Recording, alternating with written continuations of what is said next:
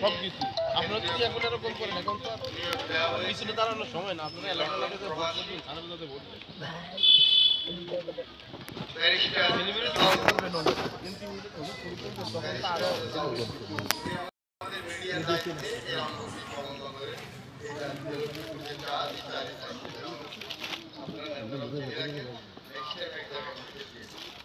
আউযু বিল্লাহি মিনাশ শাইতানির রাজিম বিসমিল্লাহির রহমানির রহিম। আমার সাথে এখানে উপস্থিত আছেন ওনার কথা বললেন ব্যারিস্টার রেজাউল করিম, মিডিয়ার দায়িত্বে মিডিয়া ম্যানেজার আছেন, আপনাদের এলাকারই সন্তান, বিএনপির সাবেক কনভেনার, বর্তমান সিনিয়র সহসভাপতি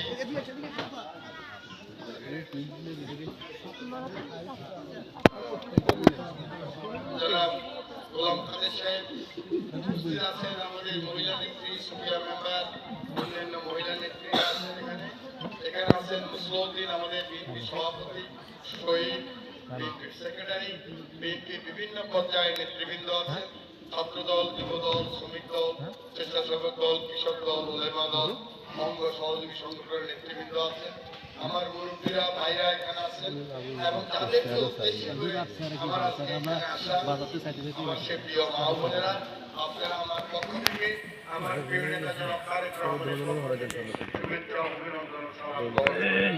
আপনারা জানেন বাংলাদেশে আগামী 12ই ফেব্রুয়ারি আমাদের অনেক আকাঙ্ক্ষিত নির্বাচন। গত বছর 17 বছর আমরা আপনারা কেউ ভোট দিতে পারিনি, কখনো ভোট রাতের বেলা হয়ে গেছে, কখনো দিনের বেলা হয়ে গেছে। এই ভোট নিয়ে, ভোটের অধিকার নিয়ে, আমাদের কথা বলার অধিকার নিয়ে গত 17 বছর আমরা আন্দোলন সংগ্রাম করেছি।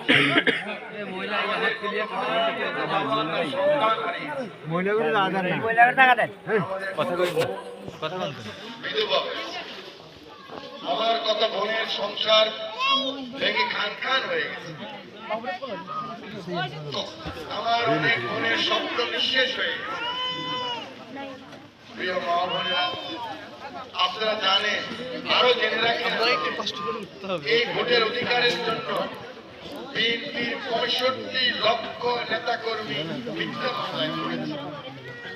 আমার সাথে সংসদে ছিল আমার বন্ধু ইলিয়াস আলী, আমাদের সিলেটের কৃতি সন্তান। ইলিয়াস আলীকে যে খুন করলো, আজও ইলিয়াস আলীকে আমরা খুঁজে পাই। ইলিয়াস আলী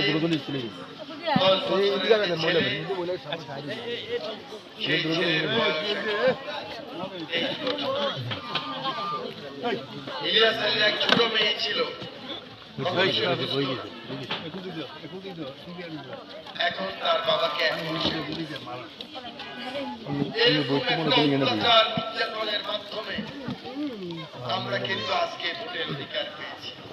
অতএব এই অধিকার আমাদের খুবই মূল্যবান, এটা আমাদেরকে চিন্তা করতে হবে। প্রিয় মা বোনেরা, আপনাদের এই ভোটের অধিকারের জন্য, আপনাদের ভাতের অধিকারের জন্য, আপনাদের কথা বলার অধিকারের জন্য যে মহিষী নারী, আপনাদের মধ্যে একজন নারী, যিনি গৃহবধূ ছিলেন, মাত্র 16 বছর বয়সে যার বিয়ে হয়েছিল এবং 32 বছর বয়সে যিনি বিধবা হয়েছে।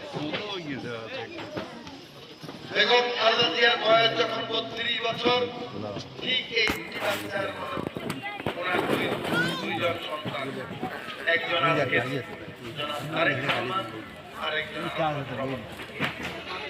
এই দুটি সন্তানকে রেখে শহীদ প্রেসিডেন্ট জিয়াউর রহমান যখন শাহাদাত বরণ করলেন, তখন বেগম খালেদা জিয়ার বয়স তিনি আপনাদের মধ্যে একজন প্রিয়। 16 বছর বয়সে যদি বিয়ে হয়, আপনারাই তো বুঝেন, মেট্রিক পর্যন্ত লেখাপড়া করেছে, ওনার কোনো চাকরির অভিজ্ঞতা নাই, কোনো ব্যবসার অভিজ্ঞতা নাই। এই নারী যখন স্বামী হারিয়েছেন, তখন পুরো আকাশ থেকে তার মাথার উপরে পড়ে। আপনারা বুঝলেন না বোনেরা, 32 বছর বয়সে আপনার মেয়ে যদি তার স্বামীকে হারায়, এটা যে কত বেদনা, কত দুঃখের, কত কষ্টের, এটা মুক্ত মুখ ছাড়া কেউ বুঝবে না। আমাদের নারী মজলুম নেত্রী বেগম খালেদা জিয়া, যিনি সারা জীবন এই বাংলাদেশের মানুষের জন্য, বাংলাদেশের মানুষের অধিকারের জন্য, দেশের সংগ্রাম করেছেন, লড়াই করেছেন এবং জীবনের সেই দিন যিনি কারোর কাছে এই খালেদা জিয়া আপনার আমার বিশেষ করে মা বোনদের, আমার আগামী প্রজন্মের বাচ্চাদের ওদের প্রেরণার উৎস। ওরা যখন খালেদা জিয়ার যে চরিত্র, খালেদা জিয়ার যে আত্মশীলতা, খালেদা জিয়ার বুদ্ধিমত্তা, বাংলাদেশের একজন সাধারণ নারী হওয়ার পরও খালেদা জিয়া যেভাবে লড়াই করেছে, সংগ্রাম করেছে এবং বারবার জয়লাভ করেছে। একজন সাধারণ নারী তিনবার প্রধানমন্ত্রী হয়েছে। দক্ষিণ এশিয়ার প্রথম মুসলিম নারী প্রধানমন্ত্রী বেগম খালেদা জিয়া। গত 17 বছর কত অত্যাচারে ওনার উপর করা হয়েছে। আপনাদের মনে আছে, আপনার টেলিভিশন দেখেন, ইউটিউব দেখেন, ফেসবুক দেখেন, উনি হেঁটে হেঁটে জেলে গেলেন। কিন্তু যখন খালেদা জিয়াকে জেল থেকে মুক্তি দেওয়া হলো, তাও ঘরোয়াভাবে মুক্তি, উনি বিদেশ যেতে পারবেন না, কোথাও যেতে পারবেন না, ঘরে বসে চিকিৎসা নিতে হবে। তখন যখন বের হলেন, উনি হুইল চেয়ারে করে বের হলেন। ওনার দুইটা হাত অবশ হয়ে গেছিল তখন, ওনার লিভার, ওনার কিডনি, ওনার ফুসফুস নষ্ট হয়ে মৃত্যুর সাথে লড়াই করেছে। এই সরকার ওনাকে বলেছিল যে আপনি বিদেশে চলে যান, আর কখন আসবেন না, এই কথা বলে যেতে হবে। উনি বললেন, বিদেশে আমি কোথায় যাব? বিদেশে তো আমার কোনো ঠিকানা নাই, বিদেশে আমার কোনো আত্মীয় নাই, বিদেশে আমার কোনো সম্পদ নাই। আমি এই দেশে জন্মগ্রহণ করেছি, আমি এই দেশেই বলি। এবং গত 30শে ডিসেম্বর আমাদের সকলের মায়া কাটিয়ে মহান রবের ডাকে সৌরে সাদেকের একটু পরে মুয়াজ্জিন যখন ফজরের আযান দিচ্ছিল, তখন আমাদের প্রিয় নেত্রী শেষ নিঃশ্বাস ত্যাগ করেন। ইন্না লিল্লাহি ওয়া ইন্না ইলাইহি রাজিউন। আমরা আজকে আমাদের এই প্রিয় নেত্রীর জন্য বাংলাদেশের 18 কোটি মানুষের, যিনি আকাঙ্ক্ষিত মানুষ, সম্মানিত মানুষ, আপনারা লক্ষ্য করেন 31শে ডিসেম্বর ওনার জানাজা হয়েছে। পুরা ঢাকা শহরটা বড় একটা জানাজার শহর, কোটি কোটি মানুষ ওই জানাজায় অংশগ্রহণ করেছে। প্রিয় মা, আমরা এই মহান মহিষী, এই লড়াকু মহিষী, এই আপসীন নারীর আত্মার মাগফিরাত কামনা করি। আল্লাহ যেন তাকে বেহেশতের সর্বোচ্চ মকান দান করেন, আমিন। আল্লাহ যেন বেগম খালেদা জিয়ার সমস্ত সগীরা কবিরা গুনাহ মাফ করে দেন, আমিন। আল্লাহ দুনিয়াতে তাকে যেমন সম্মান দিয়েছে এবং পরকালে যেন আল্লাহ ওনাকে সম্মানিত করেন। প্রিয় মা ও বোনেরা, আজকে ওনার সন্তান জনাব তারেক রহমান শিশু অবস্থা তার পিতাকে হারিয়েছে। তার একমাত্র ভাই আরাফাত রহমান কোকো ওনাকে হারিয়েছে। নিজের ভাইকে একটু ছুঁয়েও দেখতে পারেন নাই, নিজের ভাইকে কবরও রাখতে পারেন নাই, নিজের মাকেও হারিয়েছে। কিন্তু থেমে থাকেন এক আরো সাহসী পরিবার। পিতা যেমন সাহসী, মা যেমন সাহসী, তিনিও সাহসী। তিনি বললেন, যদি আমি আমার পিতা এবং মাতার মতো আমার জীবনও চলে যায়, বাংলার মানুষের জন্য আমি কারোর সাথে আপোষ করব না। উনি এখন আসলেন, ওনার পিতা এসেছিলেন 19 দফা কর্মসূচি নিয়ে, আর তারেক রহমান এসেছেন 31 দফা কর্মসূচি। এদেশে কৃষকের জন্য কি করতে হবে, শ্রমিকের জন্য কি করতে হবে, বৃদ্ধদের জন্য কি করতে হবে, যুবকের জন্য কি করতে হবে, বেকারের জন্য কি করতে হবে, ছাত্রের জন্য, শিক্ষকের জন্য কি করতে হবে, আলেমে দ্বীনের জন্য কি করতে হবে, এই সমস্ত পরিকল্পনা নিয়ে জনাব তারেক রহমান এসেছেন। তার মধ্যে সবচেয়ে গুরুত্ব দিয়েছেন উনি বাংলাদেশের মা এবং বোনদেরকে।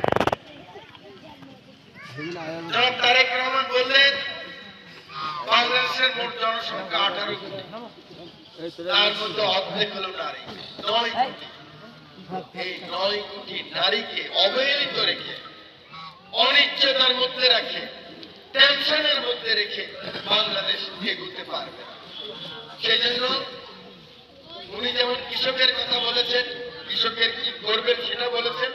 বিশেষ করে আমার মা এবং বোনদের জন্য ওনার 31 দফার মধ্যে 2টো দফা দিয়েছেন।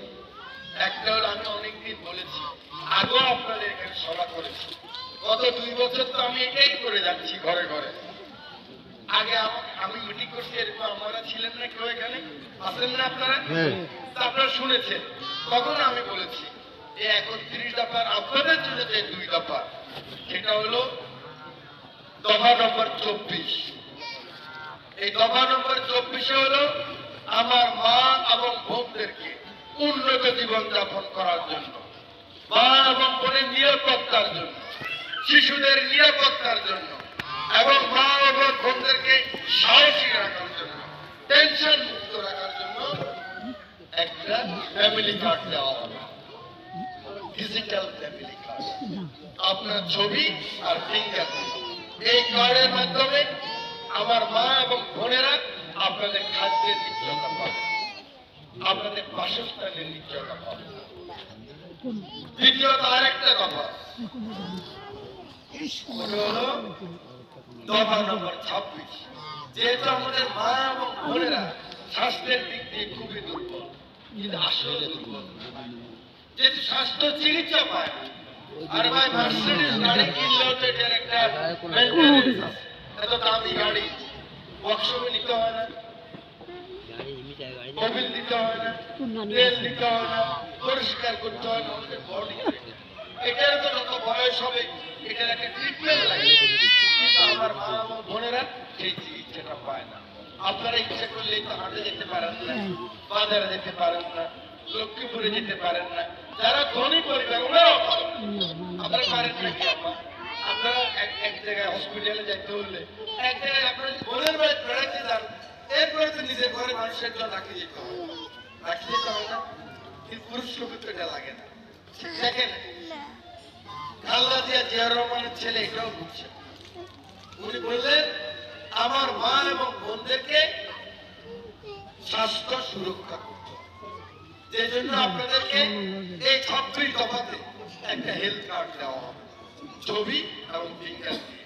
এই কার্ড দিয়ে আপনার ইউনিয়নে স্বাস্থ্য কমপ্লেক্স থাকবে, মহিলা ডাক্তার থাকবে, সেখানে কার্ডটা নিয়ে যাবেন, আপনার পরীক্ষা নিরীক্ষা করে আপনি ওষুধ, যদি ভালো না হয় আপনি স্বাস্থ্য কমপ্লেক্সে যাবেন, সেখানে পরীক্ষা নিরীক্ষা করে আপনাকে ওষুধ দেবে। ভালো না হলে আপনি জেলা হসপিটালে যাবেন, সেখানে যদি ভালো না হন আপনাকে বলে দিবে ওই ঢাকার অমুক হসপিটালে যাবেন, Dhaka medical, Bangabandhu, Badrunnesa, Ziaur Rahman medical, Suhrawardy medical, সেখানে ওরা নাম লিখে দেয়, ওদের কম্পিউটারে এন্ট্রি দিবে। ওই ডাক্তারও আপনি কাগজটা দিলে দেখবে যে আপনার নাম, কার্ডটা দিলে আপনার ছবি চলে আসবে। আপনার ভর্তি হলে ভর্তি লাগবে, ভর্তি দিবে, আপনার অপারেশন লাগলে অপারেশন দিবে, কিন্তু কোথাও আপনার টাকা লাগবে না, শুধু এই কার্ডটা লাগবে আর ফর্ম ভরা লাগবে। এখন আপনার আমার সাথে রাজি হয়ে আপনাদের ভর্তি খরচ তৈরি করেন, যদি আপনার খাওয়ার ব্যবস্থা হয়ে যায়, আপনার বাসস্থানের ব্যবস্থা হয়, আর চিকিৎসার ব্যবস্থা হয়, এই তিনটা যদি হয়, আমার আপনারা কি টেনশনে থাকলে? কথা বলিয়ে কথা বুঝতে হবে, বুঝলে না আমার কথা বুঝেন নি। যদি আপনার টাকার ব্যবস্থা হয়, খাওয়ার ব্যবস্থা হয়, এখন তো আপনি সারাক্ষণে আপনার ভিতরে ভয় থাকে, মানে কথাটা শুনলেও অসুন্দর হবে। আপনার পিতার বাড়িতেও আপনি কিন্তু বৈষম্যের শিকার ছিলেন, স্বামীর বাড়িতে এসে বৈষম্যের সাথে আরেকটা রোগ হয়েছে, নির্যাতন। আর বয়স হয়ে গেলে, স্বামী আড়া হয়ে গেলে সন্তানের কাছে অবহেলিত। কথা ঠিকই না ব্যাটি? 1000 মধ্যে 2জন সন্তান নাই, যে আল্লাহ রসুল যে বলছিল আল্লাহ রসুলের পরে সবচেয়ে সম্মানিত তোমার মা, 3 বার বলছে না? আমরা জানি না, আমরা মানি আমরা কেউ মানি। যত লোকে মার সেবা করছে, বাপের সেবা করছে, যত লোকে মায়ের পায়খানা দিচ্ছে প্রত্যেকের ভাগ্যের পরিবর্তন হয়েছে। এটা জানার পরও তো আমরা করি না। সেই কারণে যখন আপনার থাকার নিশ্চয়তা হবে, খাওয়ার নিশ্চয়তা হবে, আপনার চিকিৎসার নিশ্চয়তা হবে, আপনার টেনশন থাকবে না, শরীর এমনি ভালো হয়ে যাবে, প্রত্যেক স্বাস্থ্য এমনি ঠিক হয়ে যাবে। আমার নেতা তারেক রহমান আল্লাহ যদি ওনারে কামিয়াব করে, উনি এই পরিকল্পনা নিয়ে আসছে আপনাদের জন্য 31 দফার দফা নম্বর 24 এবং দফা নম্বর 26 ফ্যামিলি কার্ড, হেলথ কার্ড। আপনারা দোয়া করবেন আমার নেতার জন্য। এখন তো সব তার শত্রু বুঝলেন, জিয়া রহমানও মারছে, খালেদা জিয়ারও মারছে, কুকুরও মারছে, আর এরা যদি মারতে পারে সবাই সমস্যা শেষ, চিনতে পারবে না। খালেদা জিয়া যারা মুসলিম নেত্রী ছিল, আমার বাংলাদেশের মানুষেরা মুসলিম, মুসলিমের দোয়া আল্লাহ কবুল করে। আল্লাহ নিজে বলছে যে আমি মুসলিমের দোয়া কবুল করি, আল্লাহ রোগীর দোয়া কবুল করে, অসহায় দোয়া কবুল করে। আপনারা যদি দুই হাত তুলে 2 রাকাত তাহাজ্জুদের নামাজ পড়ি, নফল নামাজ পড়ি, আল্লাহর কাছে এই রবের জন্য, আপনার রবের কাছে তারেক রহমানের জন্য আপনারা একটু দোয়া করবেন। আর আমি আপনাদের ছেলে আশরাফুদ্দিন নিতে 2.5 বছর কিন্তু এর রাস্তায় রাস্তায় ঘুরতেছি, ব্যবসাও করি না, বাণিজ্য করি না, আপনি খান কিনা? আল্লাহ খাবেন, ঠিক বুঝেছেন? এই এমপিও এর বহুত বড় ব্যবসা ছিল, আস্তে আস্তে বলছে কিন্তু অভাব নেই। আমি রাত্রে নিয়ে বুঝিও না, বুঝো ভাই না, রিপোর্ট করি, কাউকে টাকা চাই, জীবনও চাই, আল্লাহ যেন মৃত্যু পর্যন্ত আমার না নেই। আমার জন্য দোয়া করবেন, আমি যেন আপনাদের সন্তান হিসাবে, আপনাদের ছেলে হিসাবে, আমি এমপি হই বা না হই, কারণ এমপি ফয়সালাটা আসমানে হবে। এটা তো ভোট কার্ডই দেওয়ার ভোট না, এটা তো আল্লাহ ফয়সালা করবে। আল্লাহ যদি ফয়সালা করে আসি, আল্লাহ ফয়সালা করলে না করলে হবো না, কিন্তু আপনাদের সাথে থাকবে। আমি কাজ করতে তার এমপি করবো, এমপি ভালো করে কাজ করতে পারবো, এমপি ছোট করে করবো, 2 জনের লোক করবো, 10 জনের লোক করবো। আমি আজকে 2 বছর 1,35,000 মা বলতে সাথে এরকম কথা বলছি।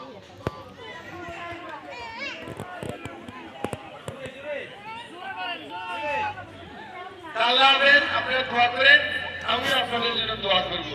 বাংলাদেশ জিন্দাবাদ। আসসালামু আলাইকুম।